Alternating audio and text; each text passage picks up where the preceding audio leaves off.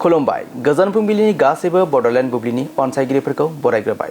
दिनै शुक्रबारनि फानजामुथिखौ फरायथिनो लादों आं रबिन बसुमतारिया। फानजामुथिनि गिबियाव दं मेष राशि।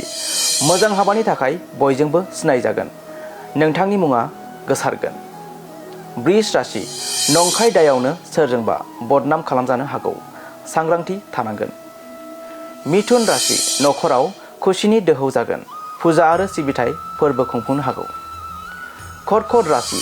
नोंथांनि आसा खालामना थानाय मिजिंफोरा जाफुंनो हागौ। गोसोआव गोजोन मोनगोन। सिंह राशि। नोंथांनि मावनो लानाय खामानियाव गुलुं गुजुं नुजानो हागौ। गोसोआव गाज्रि मोनगोन। कन्या राशि। नोंथांनि साननाया फैमाल जानो हागौ।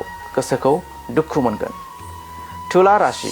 अनथोब महरै सोरनिफ्रायबा मुवा बेसाद मोननो हागौ। गोसोआव गोजोन मोनगोन। वृश्चिक राशि। नखरनि मोजां आरो सुखुनि थाखाय नखरनि सिबिसालियाव भग होनाया गाहाम जागोन। मोजां सान। धनु राशि। माखौबा लानानै गोसोआव गोजोननाय गैयै जागोन। असान्थिजोंनो साना बारलांगोन। मकर राशि। जिउआरि राहायाव माबाफोर गोदान मोननो हागौ। नोंथांनि बिबाना बांगोन।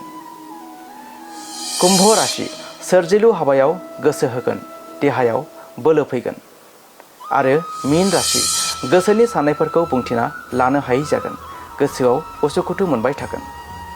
दिनै सानसेनि राशि फरायथिनायाबो एसेनोसै। आसा खालामो नोंथांनि दिनैनि साना मोजाङै मोजां थांगोन। बेखौ बड'लेण्ड बुब्लि नखरनिफ्राय मिजिंथिबाय।